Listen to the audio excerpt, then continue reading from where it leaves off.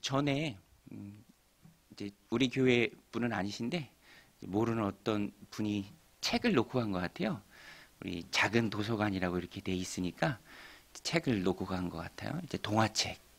그 중에서도 위인전입니다. 위인전. 근데 위인전을 이렇게 놓고 가셨는데 뭐 위인들이 참 많이 있잖아요. 이제 뭐 파트별로 이렇게 구분이 돼 있는데 그 중에 역시나 이제 성인 파트에 제가 책을 2권을 뺐습니다. 성인 파트에서 무슨 책 2권 뺐을까요? 예수님, 그죠? 그리고 또 하나 뺐습니다. 뭐 뺐을까요? 여러분들이 생각하시는 그거 하나 빼고 또 예수님이란 거 빼고 왜 뺐을까? 왜냐하면 아이들이 성인 거기에 예수님이 들어가 있으면 예수님을 성인으로만 알면 안 되잖아요. 여러분, 예수님은 위인이 아니라 하나님의 아들이신 줄로 믿습니다. 예수님은 하나님의 아들이시죠. 사람들의 분류대로 그 평가절하에 의해서 이제 성인 챕터에 들어갈 분이 아니십니다. 오늘 본문에도 예수님께서 그리스도이심을 우리에게 잘 말씀해 주고 있습니다. 예수님이 십자가의 죽임을 당하신 그 근본적인 이유는 예수님이 그리스도이심을, 하나님의 아들이심을 예수님이 스스로 밝히셨기 때문입니다. 사람들은 그것을 이유로 예수님을 십자가에 못 박았죠.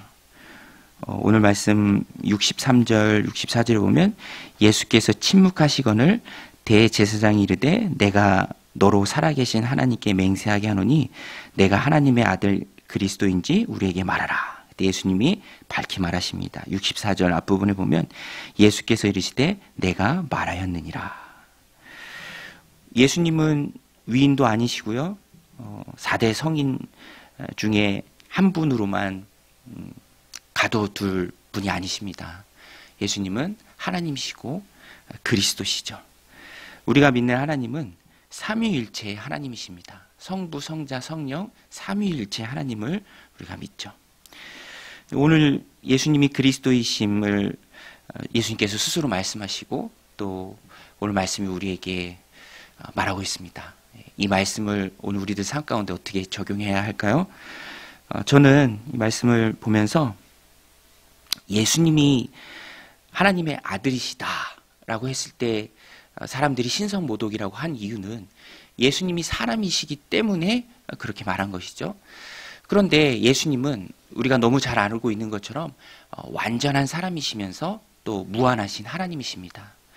예수님이 완전한 사람으로서 무한하신 하나님의 신성을 가지고 이 땅에 오셔서 제자 삼으시고 또 공생의 사역을 하시고 또 복음서에 기록된 예수님을 통해서 우리가 붙잡아야 할 것은 오늘 이 새벽 우리가 꼭 붙들어야 될 본문의 메시지는 우리가 사람으로 이 땅을 살아갈 때 예수님을 통해서 본받고 또 닮아가야 할 것이 참 많이 있는데요.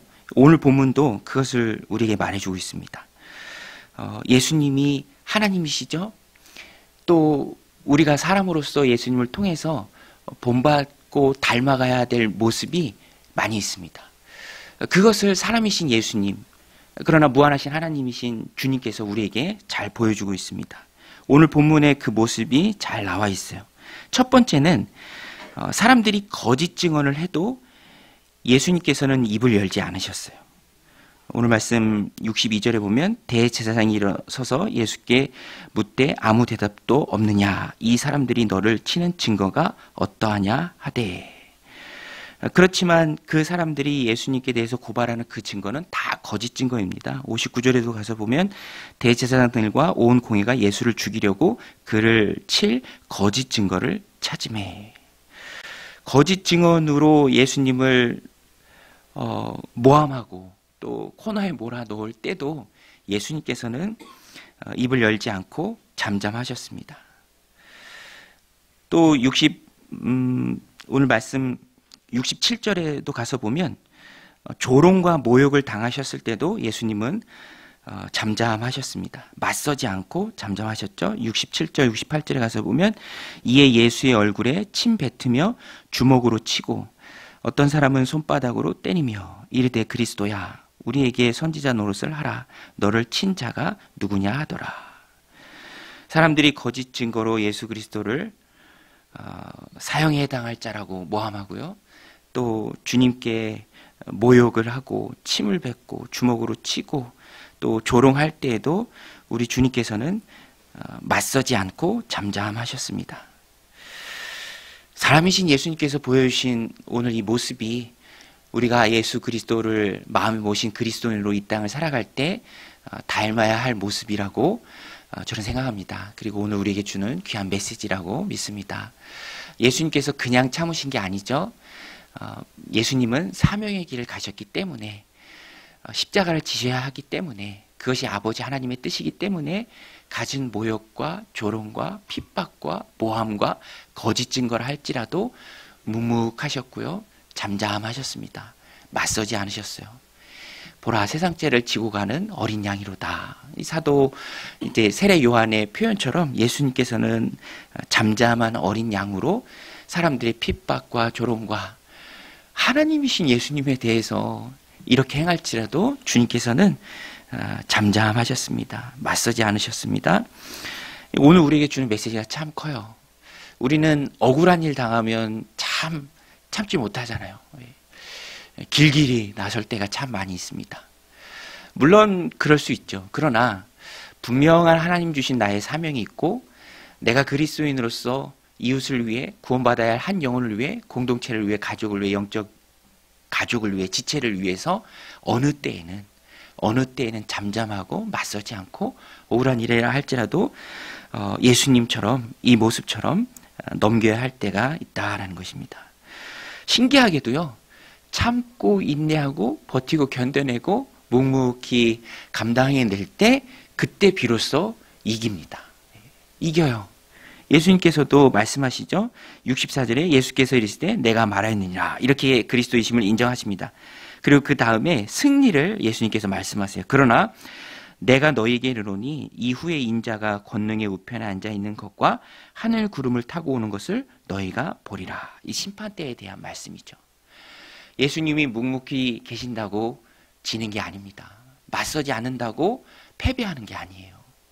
오히려 사명을 위해 하나님의 뜻을 이루길 위해 맞서지 않고 묵묵히 그 길을 갈 때 그것이 끝에 가서는 승리하는 길이다라는 것입니다.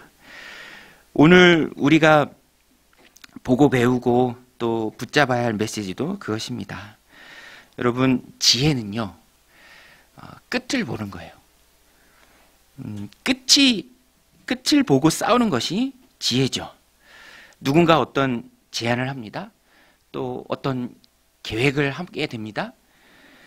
혹은 어떤 유혹의 형태로 내게 다가올 때도 있어요. 그러나 그리스도인들은 지혜로 그 끝을 보고 싸우는 거예요. 그 끝이 뻔하다면, 악하다면, 열매가 없다면 그것은 주님이 기뻐하시는 길이 아니죠. 그러나 억울할지라도 묵묵히 꿋꿋이 버티고 맞서지 않고 조롱에 일일이 대항하지 않고 나아가는 그 길에 큰 열매가 있다면, 그리고 주님이 기뻐하시는 길이라면 묵묵히 주님처럼 나아가는 것이 결국에 가서는 승리하는 것이다 라는 것입니다. 맞서지 않고 잠잠한 것, 주님의 뜻을 이루기 위해 그 길을 걸어가는 것, 우리 예수님께서 우리에게 잘 보여주셨습니다. 이 말씀 마음에 새기고 우리가 사람이신 예수님을 닮고 배우고 그 본을 따라갈 때 주님의 뜻을 위해서, 내 사명을 위해서 어떤 때에는 예수님처럼 맞서지 않고 또 묵묵히 주님의 길을 걸어가는 사랑하는 성도님들 다 되시길 바랍니다. 또 한 가지, 두 번째로 오늘 본문에서 우리에게 말해주고 있는 것은요, 그러나 어느 때에는 드러내서 말해야 될 때가 있다라는 것입니다. 목소리를 높여야 할 때가 있어요. 특별히 사람들 앞에서 내가 그리스도인임을, 내가 예수 믿는 사람임을 목소리 높여서 말해야 할 때가 있습니다. 오늘 본문에 보면 한순간이지만 베드로의 실패가 나와요. 베드로가 다른 제자들 다 예수님 배반할지라도 나는 배반하지 않겠습니다, 예수님. 저는 믿으셔도 됩니다, 예수님. 이렇게 얘기했죠. 그러나 예수님의 말씀이 맞죠. 오늘 본문에 보면 베드로가 정말로 예수님 말씀처럼 닭이 울기 전에 3번 예수님을 부인합니다. 오늘 말씀해 보면 72절에 베드로가 맹세하고 또 부인하여 이르되 나는 그 사람을 알지 못하노라 하더라. 또 73절에 조금 후에 곁에 섰던 사람들이 나와 베드로에게 이르되 너도 진실로 그 도당이로다. 내 말소리가 너를 표명한다 하거늘. 아마 말소리가 좀 떨렸던 것 같아요. 사람들이 다 알고 얘기하죠. 지금 네 말소리에 다 담겨 있다. 근데 마지막 74절에 가서 보면 그가 저주하여 맹세하여 이르되 나는 그 사람을 알지 못하노라 하니 곧 닭이 울더라. 75절에 이에 베드로가 예수의 말씀에 닭 울기 전에 내가 3번 나를 부인하리라 하심이 생각나서 밖에 나가서 심히 통곡하니라. 베드로는 예수님을 인정하고 또 따르는 그 일에 일시적으로 실패했지만 그것이 오늘 본문이 또 우리에게 메시지로 줍니다. 우리는 예수님을 인정하는 그 일에 실패해서는 안 되겠죠. 항상 내가 예수 믿는 자임을 사람들 앞에서 시인해야 합니다. 그것이 당당하고 또 하나님 기뻐하시는 것이죠. 그래서 말로 삶으로 우리는 우리가 예수님 믿는 자임을 고백할 수 있어야 합니다. 드러낼 수 있어야죠. 그래서 뭐 그리스도인 같으면 주일입니다 이렇게 그런 표현도 하고 그러죠. 또 나는 예수 믿는 사람이기 때문에 그런 일에 동참할 수 없습니다. 또 예수님을 그렇게 삶으로 인정합니다. 그런데 베드로도 포기 이제 실패했단 말이죠. 그래서 우리가 또 부담을 느끼기도 합니다. 사실 이런 상황이라면 누구나가 다 그런 어려움에 직면할 수 있겠죠. 자신감 있게 내가 예수님을 압니다. 그의 제자입니다. 라고 말하기 어려울 수도 있다고 생각할 수 있잖아요. 그러면 어떻게 해야 되는가? 어떻게 하면 우리는 어떤 상황 속에서도 내가 예수 그리스도임을 많은 사람들 가운데서도 담대하게 고백하고 인정할 수 있을까? 부인하지 않고. 저는 그 75절에 그 답이 있다라고 생각합니다. 75절에 보면 이에 베드로가 예수의 말씀에 닭 울기 전에 내가 3번 나를 부인하리라 하심이 생각나서 주님의 말씀이 그때는 좀 흘려들었는데 지금 그 말씀이 생각난 거예요. 그냥 되돌아가서 예수님 말씀하셨을 때 예수님 다른 제자들 다 예수님 모른다고 부인하셔도 예수님이 흩어질 것이라고 말씀하셨거든요. 저는 부인하지 않습니다. 저는 믿으셔도 됩니다. 라고 예수님의 그 말씀을 받지 못했어요. 튕겨나갔습니다. 귀를 꽉 닫았죠. 오늘 우리는 주님의 말씀을 들어야 합니다. 주님의 말씀을 들어야 돼요. 믿음은 들음에서 나죠. 항상 마음을 열고 예배 드릴 때도요. 신령과 진정으로 예배 드린다는 것의 중요한 한 가지 요소가 선포되는 말씀이 내게 주신 말씀이다 라고 듣는 거예요. 여러분 하나님이 나에게 말씀하시는 줄로 믿습니다. 하나님이 나에게 말씀하시는 거예요. 누가 들어야 될 말씀이 아니라 내가 들어야 될 나에게 주시는 그 말씀이에요. 베드로가 그때 듣지 못했어요. 그래서 지금에서야 생각나는 것입니다. 오늘 우리도 핍박하고 조롱하고 모함하고 믿음 때문에 고난을 당할 수 있는 세상 속에서 두려워하지 않고 차라리 손해를 감수할지언정 나는 그리스도인입니다. 예수님의 제자입니다. 그와 함께하는 사람입니다. 예수쟁입니다. 라고 말할 수 있는 그 근원은 주님의 말씀이 내 안에 가득 찼을 때 그것이 흘러나가는 것이죠. 그래서 우리는 항상 귀를 열고 주님의 말씀을 들어야 합니다. 내게 주시는 말씀으로 들어야 합니다. 자아가 가득하면 안 들리죠. 그러나 우리는 우리를 부인하고 주님의 말씀을 들어야 합니다. 그러면 어떤 상황 속에서도 주님이 주시는 힘이 있기 때문에 주님의 말씀이 살아서 내 안에 역사하기 때문에 성령의 충만함이 있기 때문에 두려워하지 않고 믿음을 고백할 수 있는 것입니다. 그리고 그런 나를 통해서 하나님께서 영광을 받으시죠. 오늘 우리는 예수 그리스도의 말씀을 잘 들어서 어떤 상황에서도 예수님이 제자임을 고백하는, 그래서 하나님께 영광 돌리는 저 여러분들이 다 되시기를, 오늘 하루 되시기를 주님의 이름으로 간절히 축원드립니다. 우리 같이 기도하겠습니다.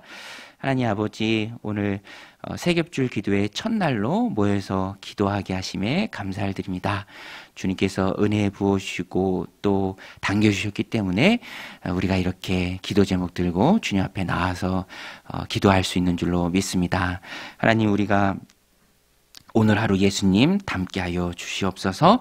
생명의 길, 사명의 길 묵묵히 어려움이 있더라도 꿋꿋이 걸어가는 예수님 닮은 작은 예수로 오늘 우리의 삶을 살게 하여 주시옵소서. 내가 그리스도임을 언제 어디에서나 밝히 드러내고 그것을 하나님께 영광 돌리는 오늘 하루 우리가 되게 하여 주시옵소서.